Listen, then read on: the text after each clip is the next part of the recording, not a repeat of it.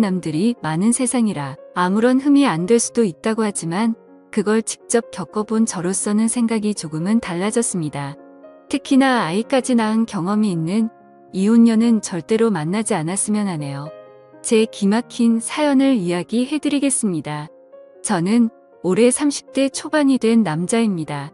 제 아내는 직장 여자 동료의 소개를 통해 만나게 되었죠. 직장 동료는 자신이 주말마다 영어 스터디 모임을 나가는데 거기서 알게 된 친구인데 얼굴도 예쁘고 성격도 너무 착해서 저에게 소개팅을 시켜주고 싶다면서 말을 하더라고요.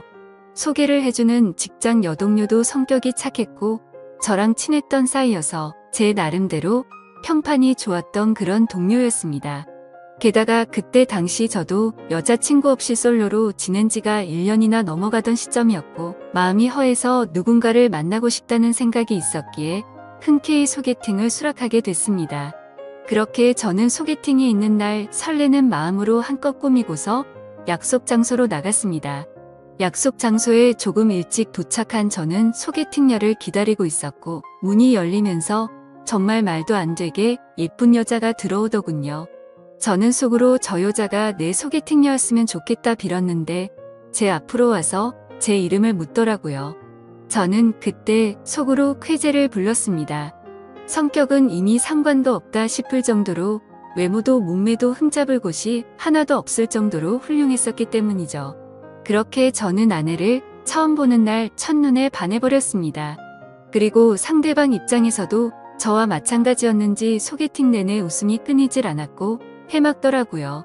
또 먼저 제게 술이나 한잔 하지 않겠냐면서 적극적으로 나왔고 저희는 그날 소개팅 첫 만남에 술을 진탕 마시게 되었고 술 기운에 만리장성까지 쌓았죠. 아무쪼록 그날 이후로 저희는 연애를 시작하게 되었습니다. 주선자의 말처럼 얼굴만 예쁜 게 아니라 마음씨도 정말 착했습니다.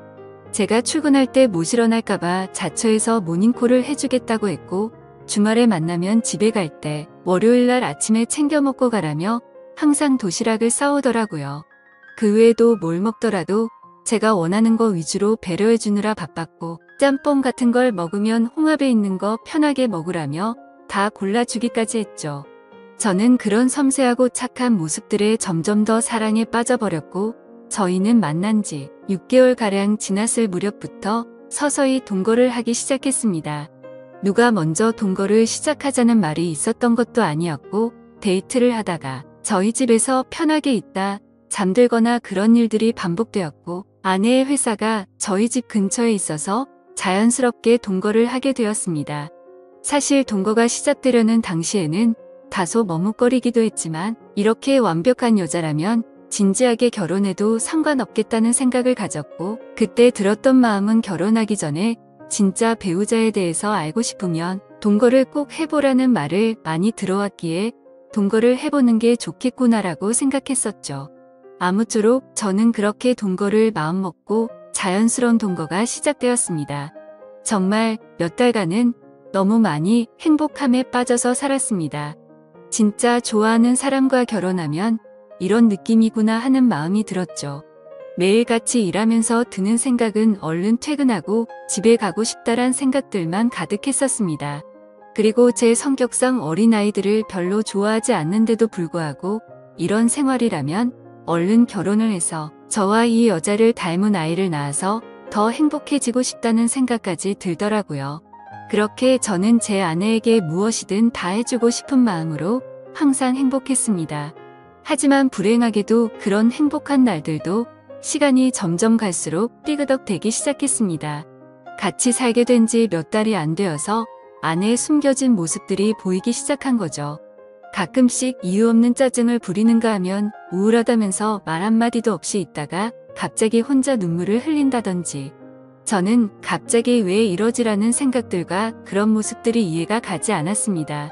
그러다 어느 날 저에게는 말도 하지 않고 회사에 휴가를 내고 어딘가를 다녀왔다고 하더군요. 그래서 무슨 일이길래 말도 안 하고 다녀왔지란 생각과 갑자기 양심 고백하듯 이런 얘기를 하니까 뭔가 불안한 마음이 들었습니다. 저는 긴장되는 마음으로 조심스레 어디를 다녀왔냐고 물었죠. 아내의 입에서는 정말 생각하지도 못한 충격적인 얘기를 하더군요. 제 아내는 사실 어린이집을 다녀왔다고 했죠. 그리고 뒤이어 충격적인 사실을 밝히는데 자신은 사실 결혼을 한 유부녀라고 했고 슬아의 아이도 한 명 있다고 합니다. 그 말을 듣는 순간 저는 너무 충격을 먹어서 정지라도 된 것 마냥 가만히 있었고 아무 말도 하지 못하겠더라고요. 저는 정말 상상하지도 못한 날벼락 같은 이 여자의 말에 너무나도 당황을 했습니다. 도대체 이 상황에 제가 무슨 말을 어떻게 해야 할지 도저히 모르겠더군요. 그래서 침묵을 지키면서 가만히 있으니 남편이 바람을 펴서 집을 나왔고 그 이후로 혼자서 지내고 있었다고 하더군요. 집에서 나온 뒤로 아이를 못 본 지 1년이 지났는데 갑자기 미칠 만큼 보고 싶어서 제가 모르게 어린이집에 가서 구경하고 돌아왔다고 했습니다. 그러면서 제가 너무 좋아서 결혼을 한 사실을 숨기고 만났다고 하는데 저는 그 말에 어이가 없어서 물어봤습니다. 지금 이렇게 되면 나는 의도하지도 않았는데 바람핀 상간남이 되어 있는 거 알고 있냐고 했습니다. 그러자 아내는 이미 결혼 생활이 파탄이 나서 서류만 부부일 뿐이지 별거 한지도 이미 1년이 넘게 지났고 근래 들어서 이혼 이야기가 오가는 중이라 그럴 일은 없다고 하더군요. 저 또한 그런 얘기를 듣고 보니 정확히 알아둬야겠다 싶더라고요. 그래서 나중에 따로 변호사에게 몇 번 상담을 받아봤죠. 저는 이 사실을 몰랐기에 제게는 유책 사유가 될 일은 없을 것 같다고 했습니다. 아무쪼록 저는 계속해서 물었습니다. 지금 너무 당황스럽다고 말했고 왜 이런 이야기를 이제서야 말한 거냐며 사귀기 전부터 말하던지 아니면 최소한 우리가 동거를 하기 전에 말해야 하는 거 아니냐고 이건 아무리 생각을 해봐도 나에게 너무한 거 아니냐고 물었죠. 아내는 제가 너무 좋아서 그런 건데 도저히 어쩔 수가 없었답니다. 사실대로 말하면 제가 떠날 것만 같았다고 하더군요. 솔직히 말해서 사실대로 말했으면 당신이 계속해서 나를 만났을 거냐며 묻는데 자신있게 만났을 거라는 대답이 나오지가 않았습니다. 아무 대답도 없이 가만히 있으니 아내는 울면서 속이게 돼서 정말 미안하다고 사과를 하는데 그런 모습을 보고 있자니 저도 참 마음이 많이 착잡해졌습니다. 일단 조금만 더 생각을 해보자고 하니까 갑자기 아내는 무릎을 꿇고 빌기 시작했습니다. 저 없이는 도저히 못 살겠다고 제발 한 번만 용서해달라고 하더라고요. 애걸복걸하면서 비는데 마음이 울컥했습니다. 저도 아내를 정말 많이 사랑하고 있었기에 눈물이 덜컥 나더군요. 그래서 우선 알겠다고 진정시켰고 차근차근 얘기를 했습니다. 그럼 아직 이혼은 하지 않은 상태냐고 물었습니다. 서류상으로는 그런데 당장 얘기해서 서류에 도장 찍는다고 하더군요. 그리고 정말로 그 다음날 당장 전 남편을 찾아가서 서류에 도장을 받아왔더라고요. 그래서 저는 아내의 진심에 믿음이 갔고 거짓말을 했던 건 어느 정도 이해가 되었기에 용서를 했습니다. 그리고 웬만하면 그 남자 원하는 대로 합의 이혼을 하는 게 낫지 않냐고 저는 권유를 했고 합의 이혼을 하는 조건으로 양육비로 매달 50만 원씩 받기로 했습니다. 그동안 아내가 힘들었던 이유들을 알고 나니 몸과 마음도 짠했고 저를 믿고 곧장 이혼하는 모습을 보니 이제 평생 제가 책임을 져야겠구나 싶었습니다. 그래서 저는 이제 시간 그만 끌고 결혼을 하자고 고백을 했습니다. 아내는 제 고백을 듣고 눈물을 흘리면서 미안하고 고맙다고 앞으로 2번 다신 상처 주지 않고 잘하겠다고 하더라고요. 그렇게 저희는 결혼을 하기로 약속을 하게 되었고 그 다음으로 큰 문제가 된 것은 바로 저희 부모님을 설득하는 문제였죠. 저도 이렇게 큰 충격을 받았는데 아들이 결혼하려고 데리고 온 여자친구가 이혼녀라고 하면 어떤 반응을 보이실지 눈에 선했기 때문입니다. 저희 부모님 남들에게 많이 베푸시고 착하신 기독교 신자이신데 정말 보수적인 성향이 강하신 분들이셨죠. 그래서 부모님은 제게 여자친구가 생긴 사실은 알고 계셨지만 같이 동거 중인 사실조차 말하지 못했습니다. 근데 그런 분들에게 대체 어떻게 이런 사실을 전해야 할지 감당이 되지 않더라고요. 하지만 며칠 동안 고민을 했지만 그렇게 시간을 끌어봤자 현실은 달라지지 않는다고 생각을 했고 매도 먼저 맞는 게 낫겠다라는 심정으로 용기를 냈습니다. 저는 주말에 본가로 들어가 부모님과 대화를 나눴습니다. 부모님께 이제 결혼을 해야 할 것 같다고 운을 뗐습니다. 그러자 아버지께서는 결혼할 나이도 되었고 너만 좋으면 그냥 결혼하라고 말씀하셨습니다. 그래서 저는 숨을 죽인 채 진지하게 말씀드릴 게 있다고 했습니다. 사실 지금 여자친구가 이혼녀의 아이도 있는데 지금 아이는 전 남편에게 맡겼다라고 말했습니다. 그렇게 말하자마자 집이 완전 발칵 뒤집히고 난리가 났습니다. 부모님은 저보고 제정신이냐며 소리를 질렀습니다. 네가 도대체 뭐가 부족해서 이혼녀도 모자라서 애까지 있는 사람이랑 결혼을 하려고 하냐고 화를 내셨죠. 부모님은 예상보다 더욱 더 단호하셨습니다. 그 여자와 결혼할 거면 자식이고 뭐고 저를 다시는 보지 않겠다고 못을 박으셨죠. 하지만 저는 제 아내에게 또다시 상처를 줄 수가 없었기에 부모님께 불효를 저지를 수밖에 없었습니다.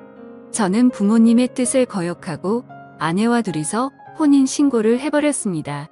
그렇게 제 처음이자 마지막이 될 결혼식은 어쩔 수 없이 생략을 하게 됐고 저희는 부부 사이로 함께 살기 시작했습니다. 근데 아내는 결혼을 하자마자 제게 말하더라고요. 자신의 아이가 너무 보고 싶다며 한 달에 2번씩은 보러 가면 안 되겠냐고 했죠.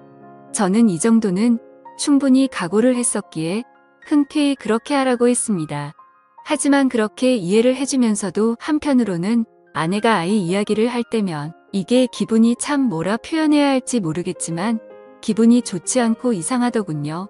솔직히 제가 성인군자까지 될 수는 없지만 최대한 이해하고 배려해 주려고 했습니다. 그런데 제 마음을 아는지 모르는지 아내는 제게 계속해서 실망감을 주더라고요. 아이 때문이라며 매번 전남편하고 통화를 하는 건 기본이었고 전남편 집까지 찾아가서 그곳에서 애랑 놀다가 오곤 하더라고요. 사실 그렇게까지 하는 건 최대한으로 배려를 해야겠다 생각하면서 이해하려고 노력했습니다. 근데 어느 날 놀이공원을 다녀왔다기에 사진을 보고 있는데 그 사진에는 전 남편도 끼어서 셋이서 사진을 찍었더라고요. 그걸 보자마자 저는 눈이 돌아가더군요. 너무나도 불쾌했고 속에서 진짜 분노가 끓는다는 게 어떤 건지 느꼈습니다.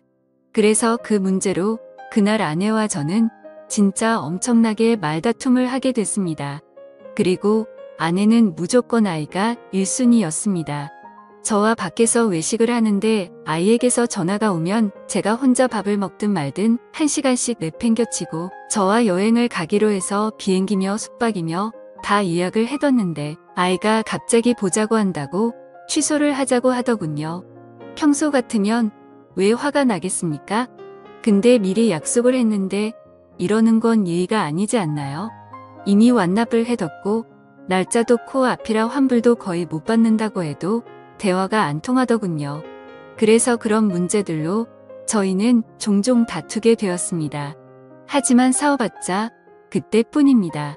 아내는 제 앞에서 미안하다고 말하지만 그 순간을 뿐 저는 항상 뒷전이었습니다. 저와의 약속은 무시하는 모습들이 점점 쌓이다 보니 저도 지쳐가게 되었죠. 그래서 도저히 해결이 되질 않는 문제로 계속해서 스트레스를 받기 싫었고 저도 그냥 그러려니 하는 마음으로 어느 정도 포기를 했고 그 이후부터는 태클도 걸지 않았습니다. 근데 그렇게 배려를 해줬더니 제 아내는 개념이 없는 건지 오히려 더 고삐가 풀린 것처럼 제 눈치를 아예 보지를 않더군요.